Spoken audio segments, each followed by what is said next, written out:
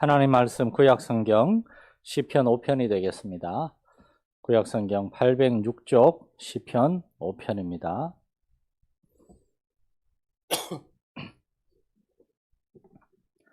시편 5편 말씀 저와 여러분이 한 절씩 교독하시겠습니다. 구약성경 시편 5편 1절에서 끝절까지 한 절씩 교독하겠습니다.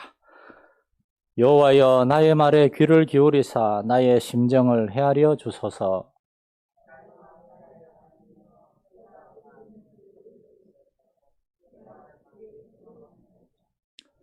여호와여 아침에 주께서 나의 소리를 들으시리니 아침에 내가 주께 기도하고 바라리이다.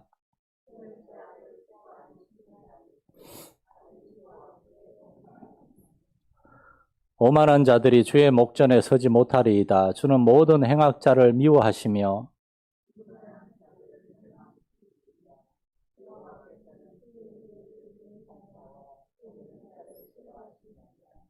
오직 나는 주의 풍성한 사랑을 힘입어 주의 집에 들어가 주를 경외함으로 성전을 향하여 예배하리이다.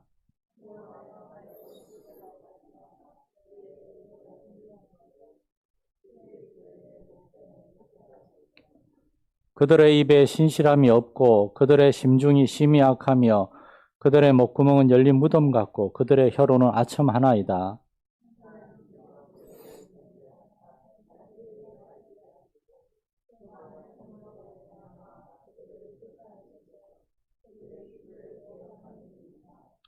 그러나 주께 피하는 모든 사람은 다 기뻐하며 주의 보호로 말미암아 영원히 기뻐 외치고 주의 이름을 사랑하는 자들은 주를 즐거워하리이다.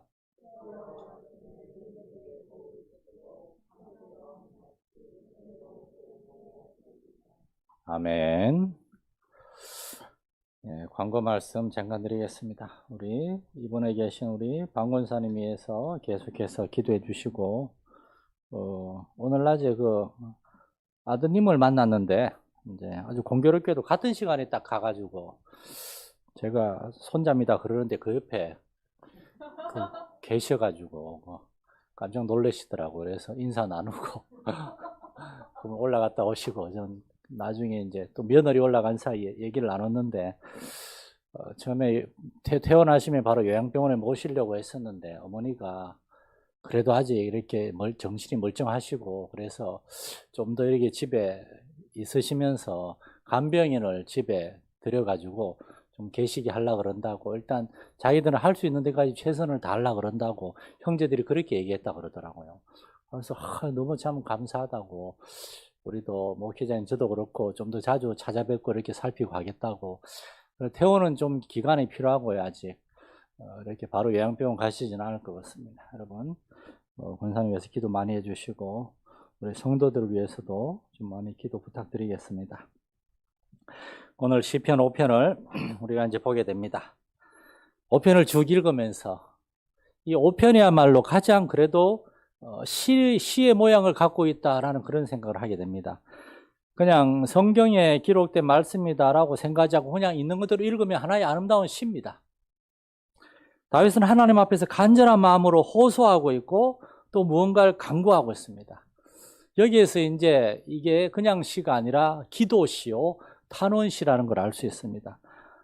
기도한다는 것은 우리가 하나님께 무언가를 호소하고 그 다음에 하나님께 간구한다는 겁니다. 기도를 가장 단순하게 요약하면 하나님께 우리의 아픔을 호소하고 하나님의 도우심을 구하는 거죠. 내 아픔과 내 고통을 호소하고 주님의 응답과 도우심을 간구하는 겁니다. 기도는 이렇게 첫 번째로 우리의 아픔과 고통을 있는 그대로 하나님께 하소연하고 토로하는 것입니다. 하나님 앞에 얘기하는 겁니다. 욥기가 그렇습니다. 믿음의 사람은 욥은 극심한 고통 가운데서 이 욥이 위대한 점은 어떤 다른 해결책을 찾으려고 애쓴 것이 아니라 욥은 하나님께 끊임없이 호소하고 있다는 겁니다. 이것이 위대한 거라는 겁니다. 여러분 우리는 뭔가 어려운 일을 만나고 속상하고 힘들고 그런 일을 만나면은 자꾸만 불평이 생기고 원망이 생기고 실망이 돼요. 그러나 욥은 포기하지 않고 그 세 친구들이 와가지고 막 욥의 속을 뒤집어 놨는데도 불구하고 거기에 흔들리지 않고 굳건하게 하나님께 끝까지 이야기하고 있습니다. 욥기 이제 중간까지는 친구들하고 열띤 토론을 하는데 중간 지나면은 친구들이 아무리 뭐라 그래도 욥은 계속해서 하나님께만 얘기합니다. 친구들한테 알았다 간단하게 얘기하고 이제 하나님께만 얘기해요. 욥의 이런 순전한 마음을 하나님은 보셨고 마침내 응답을 하십니다. 여러분도 우리도 오직 하나님께 제일 먼저 토로하고 하소연할 수 있는 여러분 되시기를 축원합니다. 다른 누구를 의지할 수 있습니까? 사실은 힘들 때 가족들한테 힘든 얘기 자꾸 하면은 같이 힘들지 않은 소리밖에 안 될 수 있어요. 물론 나눌 수 있죠, 가족이니까.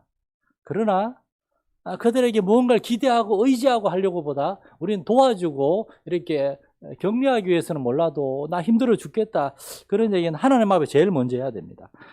오직 하나님의 우리의 영혼과 마음 가장 깊숙이 있는 고통을 가장 잘 아시고 공감하시고 채워주실 수 있기 때문에, 그래서 기도의 두 번째 국면은 하나님께 이제 간구하는 겁니다. 하나님은 우리의 아픔을 가장 잘 아실 뿐만 아니라 또한 그 문제를 실제적으로 해결해 주실 수 있는 그러한 분이시기 때문에, 성경에 나오는 많은 사람들은 하나님 이런 하나님이란 걸 알았습니다. 그래서 끊임없이 하나님을 찾았습니다. 아브라함은 본토, 친척, 아버지의 집, 조상 대대로 살아오던 갈대아 우르를 떠나서 가나안 땅에 들어갔습니다. 오직 하나님만 바라보고 갔습니다. 아무도 아는 이 없고 같이 하나님을 찾는 이 없는 그 외롭고 척박한 곳에서 아브라함은 100년 동안이나 하나님만 붙들고 믿음을 지키며 살았습니다. 그러니까 한번 신앙생활 하면 한 100년까지는 가야 되는 겁니다. 하나님과 함께 나이 들고 하나님과 함께 늙어가고 하나님과 함께 인생을 이렇게 마감하고, 아브라함을 비롯하여 우리 앞서 살다가 믿음의 선배들은 언제나 이렇게 하나님과 함께 살다가 그리고 하나님과 함께 이제 이 세상을 떠나곤 했습니다. 모세는 80세에 하나님의 부름을 받아서 40년 동안 출애굽과 광야 생활이라는 그 힘든 시간 동안 하나님께 순종함으로 백성들을 이끌고 섬겼습니다. 그러다가 이제 120세가 되었을 때 하나님의 부름을 받아서 백성들을 다 떠나서 40년 함께 했던 백성들, 그 중에는 모세의 그 수종자 여호수아도 있었으나 그 모든 사람들을 다 뒤로하고 120세인 모세가 요단강 동편에는 느보산이라고 올라갔습니다. 느보산이 정확히 어딘지를 몰라요. 그래서 해발 몇 미터인지를 제가 찾아보지를 못했습니다. 그러나 거기에서 요단강 건너 가나안 땅이 어느 정도 보인다 그러니까 꽤 높은 산이었을 것입니다. 요단 동편은 산악지대거든요. 그 높은 산에 올라가서 모세는 하나님 앞에서 혼자 이 세상을 떠났습니다. 모세가 죽을 때 하나님이 그와 함께 하셨습니다. 저는 이러한 성경의 기록들을 보면서 우리가 점점 나이가 들수록 우리는 사람들을 사랑하고 섬기고 해야 되지만, 그러나 그 이상으로 하나님과 더 개인적으로 친밀하고 가까워져야 한다는 그러한 이유를 알게 됩니다. 나이 들수록 자꾸 텔레비하고 더 가까워지고 노인정의 그 친구들하고 가까워지고 잠깐은 될 수 있지만, 그러나 우리가 가장 시간을 많이 보내고 해야 될 분은 하나님이라는 겁니다. 그래서 좀 우리 교회가 좀 성도들 집 좀 가까운 데 있으면 좋겠는데, 뭐 여러분들 다 교회 근처로 이사라 그럴 수도 없고, 이 근처에 뭐 집값도 안 좋고 환경도 안 좋고 목사도 떠나가는 마당에 성도들 오라 그럴 수도 없고, 나이 드신 분들이 그래서 나중에 되면 한번 그런 걸 한번 생각해 봅니다. 우리 교회가 좀 더 넓은데 예배 장소를 어디 얻었다 그러면 일주일에 한 2번 정도 제가 차 운행을 그냥 대낮에 한번 하려고요. 새벽에만 아니고. 아무 때고 교회 와서 기도하고 싶은 사람들은 와가지고 기도하다가 점심때 저와 같이 국수 한 그릇 하고 집에 가는 거예요. 그냥 좀 지금은 우리 교회 오면 옛날에 어떤 분이 기도하러 왔는데 제가 덜컥 나오니까 깜짝 놀라시더라고요. 목사님 교회에 계셨냐고. 당연히 그럼 제가 교회지 어디 계십니까? 목사님 계시니까 기도도 오래 못하겠네요. 그리고 잠깐 하고 가셨는데, 그렇죠. 나중에 옮기면 제 방도 좀 여기서 뚝 떨어진데 이렇게 왜 떨어진데 이렇게 누가 왔는지 안 왔는지도 CCTV로만 확인할 수 있는, 누구라도 와서 자유롭게 기도할 수 있는데 하루 종일 음악 틀어놓고, 이렇게 우리는 나이가 든다는 것은 우리가 발을 디디고 살아가는 이 세상의 일들에 대한 관심과 수고를 조금씩 내려놓고 서서히 하늘나라와 하나님의 나라의 일들에 대해서 더 관심을 갖게 되고 생각을 많이 하게 되는 겁니다. 그러므로 우리는 하나님께 호소하고 하나님께 기도하고 그렇게 하나님과 교제를 더 넓혀 가야 한다는 것입니다. 오직 하나님만이 하실 수 있는 일들이 이 땅에 너무나 많기 때문에요. 그래서 오늘 시편 5편을 보면 다윗은 이렇게 기도가 갖고 있는 정확한 이 두 가지 요소들, 하나님께 호소하는 것과 하나님께 구체적으로 간구하는 것, 이 두 가지 이야기를 기도로, 시로 풀어내고 있는 것을 알 수가 있습니다. 1절에서 7절은 하나님께 대한 다윗의 호소입니다. 8절에서 12절은 하나님께 다윗이 무언가를 간절히 구하고 있습니다. 1, 2절을 보시면 여호와여 나의 말에 귀를 기울이사 나의 심정을 헤아려 주소서. 2절은 나의 왕 나의 하나님 내가 부르짖는 소리를 들으소서. 이 구절이 이제 우리말 표현으로는 크게 와닿잖아요. 이 구절을 쉬운 성경으로 원어를 가장 쉽게 번역한 쉬운 성경으로 제가 읽어드리겠습니다. 여호와여 내 말에 귀 기울여 주소서. 나의 한숨 소리를 들어주소서. 도와달라고 외치는 나의 부르짖음을 들어주소서. 얼마나 와닿습니까? 아주 다윗이 하나님 앞에 정말 이제 무릎을 꿇고 바짝 엎드려서 하나님께만 왕의 모든 채통을 내려놓고 하나님께만 호소하고 있는 겁니다.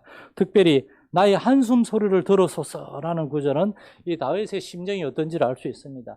한숨이라는 거는 자기도 모르는 게 나오는 거거든요. 이런 거 한숨 있잖아요, 이렇게. 한숨이 무슨 뜻인지 누가 재미있게 표현했더라고요. 우리 가슴 깊숙이 있는 한이 숨소리와 함께 나오는 거라고. 한숨이라고. 위대한 믿음의 사람 다윗도 하나님 앞에서 한숨이 날 정도로 그 심정이 답답하고 힘든 일들이 있었다는 겁니다. 우리가 예수를 믿어도 우리에게 그런 일들이 있을 수 있습니다. 어린 학생들이 요즘 여름이 아주 중요한 시기잖아요. 우리 교회도 고3들이 몇 명이 있는데, 교회 나오는 고3은 제가 잘 아는 아이 하나밖에 없는데, 고3들도 대학 입시를 두고 두려움을 느낄 수 있죠. 저는 그런 걸 거의 못 느끼고 졸업한 것 같은데, 혹시나 실패하면 어떡하나, 부모님에게, 성도들에게 미안해서 어떡하나, 여러 가지 생각들이 어린 학생들의 마음을 짓누를 수가 있을 겁니다. 학교를 마치고 이제 직장을 찾는 우리의 자녀들, 젊은이들이 좋은 직장에 들어갈 수 있을까? 그 직장이 좋은지 안 좋은지 내가 어떻게 알 수 있을까? 내가 오래 못 버티면 어떡하나 등등 생각이 많고 그 심정이 복잡할 수도 있습니다. 이런 마음은 가정을 이루고 자녀를 키우고 인생을 열심히 살아가는 우리 어른들, 장년 성도들에게도 찾아올 수 있습니다. 얘기는 안 하지만 겉보기에는 아주 강인하고 단단해 보이지만 아무도 보지 않는 곳에서 우리의 장년 세대들이 하나님 앞에서 다윗처럼 나의 한숨 소리를 들어소서라고 기도하고 있다는 것입니다. 우리 인생이 알 수 없는 미래, 무언가 충분하지 못한 것 같고 무언가 불안하고 두렵고 그런 일들이 계속해서 찾아오는 것 같아요.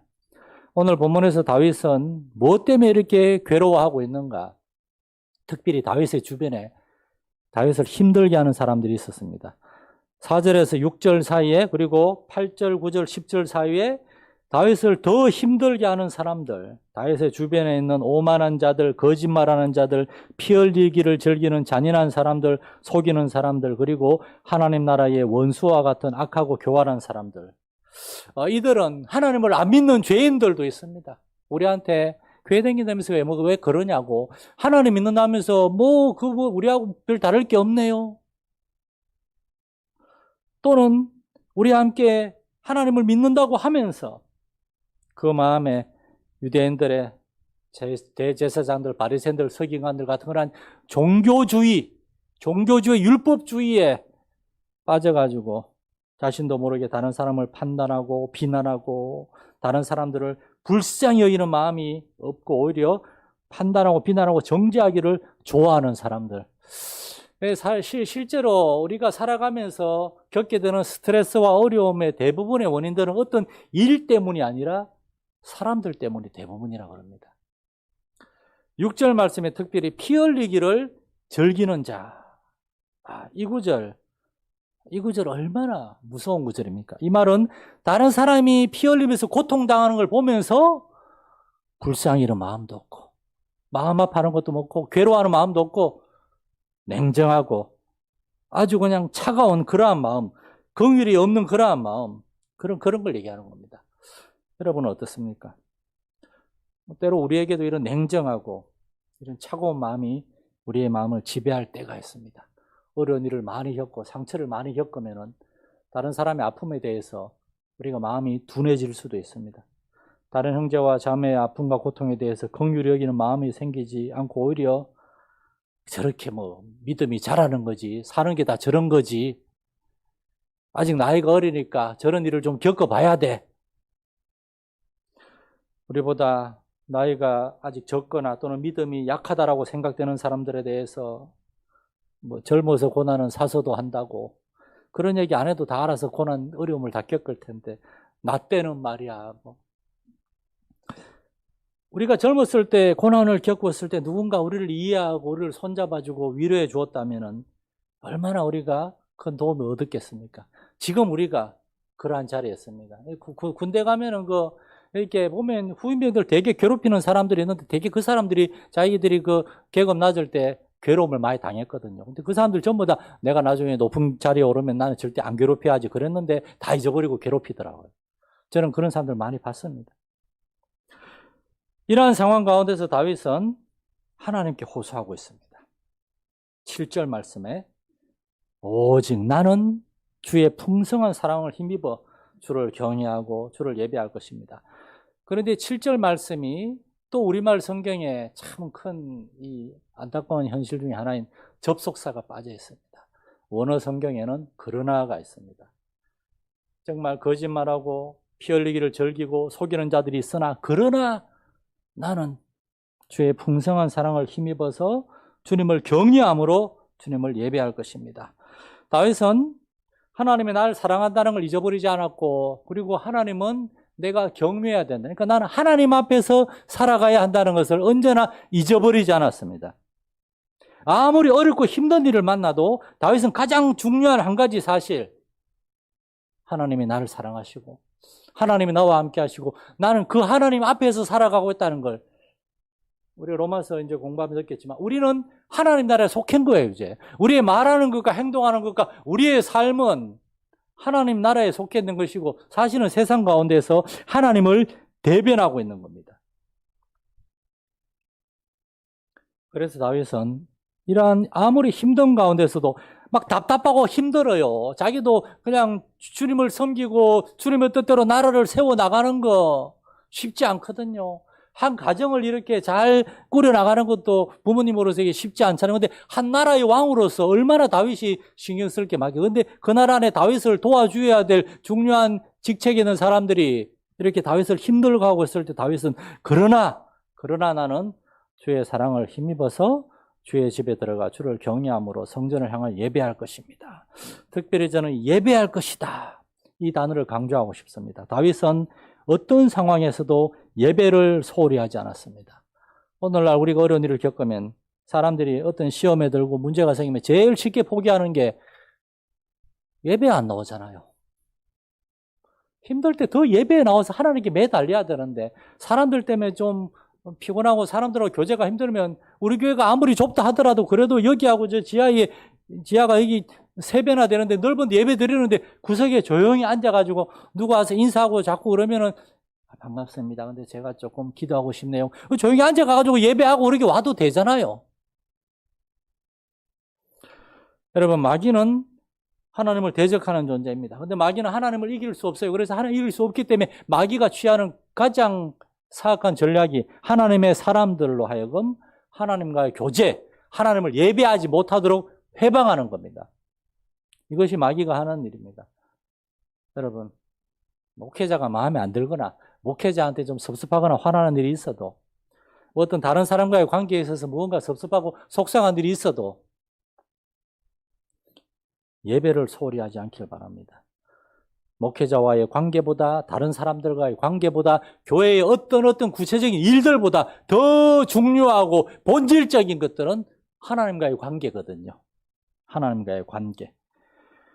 목욕물이 더럽다고 아기까지 버릴 수는 없잖아요. 하나님과의 관계를 뭔가 속상하다고 예배 안 오면 하나님과의 관계까지 다 깨뜨려 버리는 건데요. 하나님을 예배하고 하나님께 기도하는 일, 이런 일을 결코 소홀히 하지 않는, 포기하지 않는 우리 사랑하는 열린교회 성도들 될 수 있기를 축원합니다. 하나님 앞에 나아가서 호소하고 이야기하는 겁니다. 그러면서 이제 다윗은 8절에서 11절 사이에 용기를 내어서 하나님께 간구를 합니다. 다윗은 특별히 세 가지 기도 제목을 가지고 있는 걸 볼 수 있습니다. 8절에 보면 여호와여 나의 원수들로 말미암아 주의 의로 나를 인도하시고 주의 길을 내 목전에 곧게 하소서. 이게 무슨 말인가 하면, 정확한 표현을 하면 나의 원수들 때문에 내가 엉뚱한 길로 가지 않고 의의 길로 있고 주의 길을 올바로 가게 해달라고. 주기도문에 우리를 시험에 들게 하지 마시옵고 하고 정확히 일치하는 기도 제목입니다. 악한 사람들 때문에 나도 악해지지 않게 해달라는 겁니다. 나를 비난하고 정죄하고 공격하는 사람들, 나를 힘들게 하는 사람들, 그 사람들 때문에 나도 똑같이 싸우거나 그러지 않게 해달라는 겁니다. 우리에게는 쿠션이 필요합니다. 몇 년 전에 쿠션에 대해서 설교한 적이 있어요. 쿠션이 이제 우리말로 방석이잖아요. 근데 실제로는 방석이 아닙니다. 그냥 방석을 그냥 쿠션의 역할을 하게 되면 방석을 쿠션이라 그러지, 쿠션의 원래 뜻은 흡수하다, 완화하다는 동사입니다. 쿠셔닝 그러면 흡수한다는 거예요. 다른 사람의 비난과 공격을 흡수하고 완화하는 겁니다. 똑같이 팅 하고 맞받아치는 건 딱딱한 거죠. 쿠션이 아니죠. 그건 딱딱한 거죠. 돌이죠. 이러한 우리의 역할을 성경은 선으로 악을 이기는 것이다 라고 얘기합니다. 악으로 악을 맞서는 게 아니고 그건 복수라 그러죠. 악에 대해 선으로 대항하는 거예요. 우리는 욕먹고 얻어맞고 무시당하고 사람들의 그런 안 좋은 걸 흡수하는 겁니다. 예수님이 그렇게 하셨던 것처럼. 그러기 위해서는 하나님의 도우심이 필요한 겁니다. 우리 힘으로는 할 수 없으니까. 의의 길로, 주님의 길로 나를 올바로 인도해 달라고. 마음이 답답하고 그리고 힘들 때는 그래서 올바른 생각과 판단을 하기가 어렵습니다. 그래서 1절부터 7절 사이에 다윗이 한 것처럼 하나님 앞에 나가서 호소하는 겁니다. 답답하고 힘든 하나님, 저 사람 때문에 힘듭니다. 누구 때문에 힘듭니다. 그들이 나를 어떻게 합니다. 하나님 앞에는 얘기할 수 있어요. 하나님 앞에 얘기하는 건 뒷담화가 아닙니다. 다른 사람한테 얘기하면은 뒤에 사는 담화가 되지만 하나님 앞에 얘기할 수 있습니다. 그것도 기도 시간에 남들 다 듣는 데서 크게 기도하는 게 아니라 순수한 마음으로 하나님께 기도하는 겁니다. 그렇게 호소하고 하소연하고 이제 주의 사랑을 힘입어서 올바른 판단과 결정을 내릴 수 있게 기도하는 겁니다. 두 번째로 다윗은 내가 아니라 하나님이 공의를 행해달라고 기도하고, 하나님이 심판하시고 하나님이 옳고 그름을 분별하시고, 왜냐하면은 계속 당할 수는 없거든요. 저 사람들의 어떤 분명히 잘못된 거에 대해서는 짚고 넘어가야 될 것 같은데 하나님께 기도하는 겁니다. 때때로 목회자도 이런 일을 지혜롭게 대처해야 되거든요. 요즘 교회가 목회자가 성도들 책망하고 막 징계한다고 듣는 시대가 아니거든요. 딴 교회 가면 되지. 목사님들이야 우리나라에 목사에 뭐 10만 명이나 있으니까 이래 되는 겁니다. 그래서 잘못된 것에 대해서 목회자도 우리 교회 중직들과 함께 충분히 기도하고 기다릴 필요가 있어요. 90절에 보면은 그들의 입에 신실함이 없고 그들의 심중이 악하고 그들의 목구멍 열린 무덤 같고 그들의 혀로는 아첨하나이다. 하나님이여, 하나님이 그들을 판단하시고 그들을 책망하소서라고. 하나님이 이래달라고. 그리고 하나님이 이렇게 찾아오셨을 때 그들이 깨닫는 게 은혜입니다. 하나님이 찾아오셔도 깨닫지 못할 수도 있어요. 여기서 중요한 건 뭔가 하면은 우리가 피해자가 아니라 우리가 가해자일 수도 있다는 겁니다. 혹시나 내가 다른 사람을 힘들게 하고 있지 않는가. 특히 목회자로서 저 자신은 얼마나 날마다 이걸 가지고 기도하고 씨름하는지 모르겠는데, 내가 설교 시간에 너무 세게 막 뭐라 그러지 않았나. 나의 개인적인 그냥 분노가 들어가진 않았나. 그래서 원고를 전 점검하고 주일 아침까지도 점검하고. 제가 아침에 교회 항상 8시 오거든요. 여기 오면 거의 1시간 넘어 계속 원고를 다시 다듬고 제일 마지막으로 프린트하는 게 거의 한 학생 예배 끝나고 나서 프린트할 때도 있어요. 다듬고 인간적인 생각은 과감하게 내려놓고 하나님이 말씀해 주시기를 기다리고 우리도 모르게 우리가 다른 사람을 힘들게 할 수도 있습니다. 그래서 다윗처럼 하나님 앞에서 언제나 기도하면서 우리 자신을 돌아보고 점검할 수가 있어야 되겠어요. 세 번째로 다윗은 나아가서 다른 형제와 자매들을 위해서까지 기도합니다. 11절, 12절은 사실은 이 시편에서 없어도 되는 내용이에요. 10절까지만 기도해도 충분합니다. 그런데 다윗은 자신의 고통에 대해서 얘기하고 난 다음에 이제 그러나라는 말과 함께 주께 피하는 다른 모든 사람들, 주님을 믿고 의지하는 사람들에게도 동일하게 응답해달라고 다른 사람을 위해서 중보 기도까지 합니다. 주께 피하는 사람들에게 주님의 기쁨과 즐거움을 허락해달라고. 자신만이 아니라 다윗은 왕이잖아요.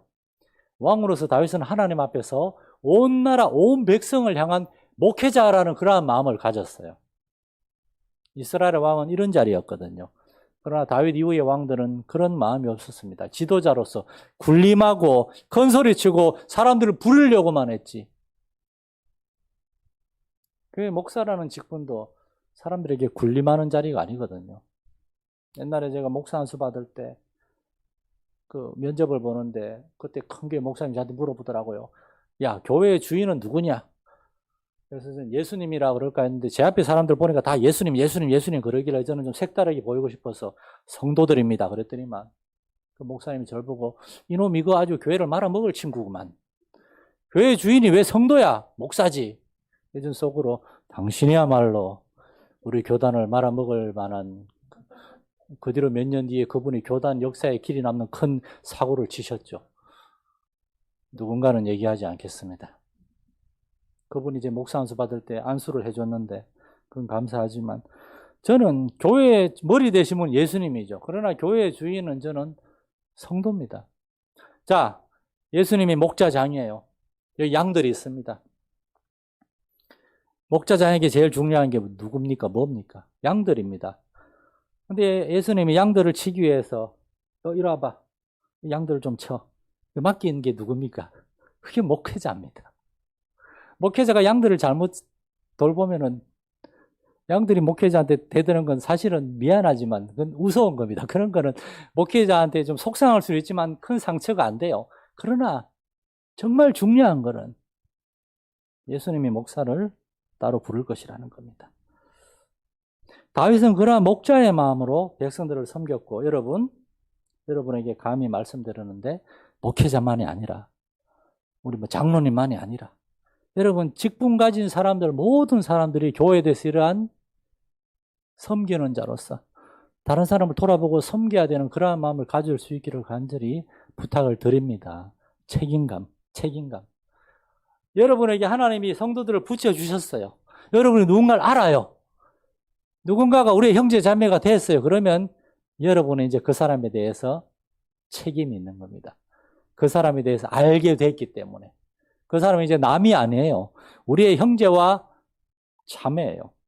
그래서 우리도 다윗처럼 그들을 위해서 기도해야 됩니다. 그들이 주님 안에서 기뻐하며 주의 보호로 말미암아 기뻐하고 즐거워하게 하소서. 저도 그렇습니다. 제가 아까 교회 오기 전에 잠깐 거울을 보면서 이렇게 예쁘게 가다듬고 했는데 여기 11자가 주름이 적길래 깜짝 놀라가지고 아무리 웃으려고 해도 주름이 안 없어져서 내가 얼마나 인상을 쓰고 다녔으면 이제 여기 주름이 생겼나 했는데 알고 보니까 책 보면서 안경을 올렸어가지고 1시간 동안 올렸었더니만 여기 안경 자국이 생긴 거라서 막 비비고 너무 놀랐어요. 막 인상이 쫙 써 있는 거예요. 이렇게 해서 이렇게 막 피고 그랬는데 저는 언제나 성도들에게 제가 너무 심각해 보이질 않는가. 우리 성도들의 기쁨을 달라고, 우리 교회 좀 기쁘고 즐거운 교회 되게 해달라고. 좀 있으면 우리 교회 막 찬양도 많이 부르고 할 겁니다, 이렇게. 찬양인도 진짜 잘하는 사람들 세워가지고. 하나님 앞에서 기뻐하고 즐거워하게 해달라고. 오늘날 그러한 삶이 쉽지가 않죠. 그러나 힘들어도, 힘든 건 힘든 거고, 그 안에서 기뻐하고 즐거워할 수 있는 줄 믿으시기 바랍니다. 아이를 키우고 뭔가 수고하고 봉사하고는 힘든 거죠. 그러나 그 안에서 하나님 주시는 기쁨이 충만할 수 있습니다. 내가 주님의 의의 길을 따라서 올바로 가고 있구나. 하나님이 나에게 맡기신 일을 감당하고 있구나. 어렵고 힘들 때 내가 불평하고 원망하고 그런 것이 아니라 하나님 앞에 나 하소연하고 하나님께 간구하고 있구나. 우리가 하나님께 기도하면 이제 우리는 잊어버릴 수 있지만 하나님 잊어버리지 않고 일을 시작하십니다. 하나님 일하십니다. 하나님 일한 의인에게 복을 주시고 그 다음 마지막 구절이 방패로 하는 것 같이 그들을 호위하시리이다. 호위하시리이다. 호위하신다. 대통령 차가 지나가면 옆에 이렇게 막 그 시커먼 옷 입고 뛰어가서 호위하듯이 하나님께서 은혜로 저와 여러분의 삶을 지금도 호위하고 있는 줄 믿으시기 바랍니다. 그런 걸 볼 수 있는 믿음의 눈이 있어요. 이런 은혜를 경험하게 될 때 우리도 다윗처럼 이렇게 기도할 수 있고 이제 눈을 들어서 우리의 문제에만 빠져 있는 것이 아니라 다른 사람을 돌아볼 수가 있고 그들을 위하여 하나님이 우리에게 명하시는 것들을 감당할 수가 있게 될 것입니다. 이러한 저와 여러분 될 수 있기를 축원합니다. 하나님 아버지, 하나님 앞에 다윗은 너무나 답답하고 힘든 거 가지고 호소하며 나아갔습니다. 다윗의 주변에 그를 힘들게 하는 사람들도 많았습니다. 신실하게 믿음을 지키며 하나님을 섬기지 못하고 시험에 들고 어려움 당하고 낙심한 사람들도 많았습니다. 그러나 다윗은 불평불만에 그치는 것이 아니라 그러나 나는 주의 사랑을 힘입어서 주님을 격려하고 주님을 예배하기 원합니다. 그러할 때 다윗은 이제 하나님 앞에 참으로 기도하는 사람이 될 수가 있었습니다. 우리도 힘들 때는 하나님 앞에 나가서 울게 하시옵소서. 하나님 앞에 하소연하게 하시옵소서. 그리고 하나님이 풍성히 부어주시는 은혜를 경험하게 하여 주시옵소서. 이렇게 우리 사랑하는 마산연일교회 성도들 하나님의 은혜 안에서 점점 더 정결해지고 더 강건해지면서 주님의 일을 감당함으로 주의 교회를 세워나가는 우리 성도들 되게 하여 주옵소서. 주 예수님의 이름으로 기도드립니다. 아멘. 하늘에 계신 우리 아버지, 아버지의 이름을 거룩하게 하시며 아버지의 나라가 오게 하시며 아버지의 뜻이 하늘에서와 같이 땅에서도 이루어지게 하소서. 오늘 우리에게 일용할 양식을 주시고 우리가 우리에게 잘못한 사람을 용서하여 준 것 같이 우리의 죄를 용서하여 주시고 우리를 시험에 빠지지 않게 하소서. 악에서 구하소서. 오늘과 권세와 영광이 영원히 아버지의 것입니다. 아멘.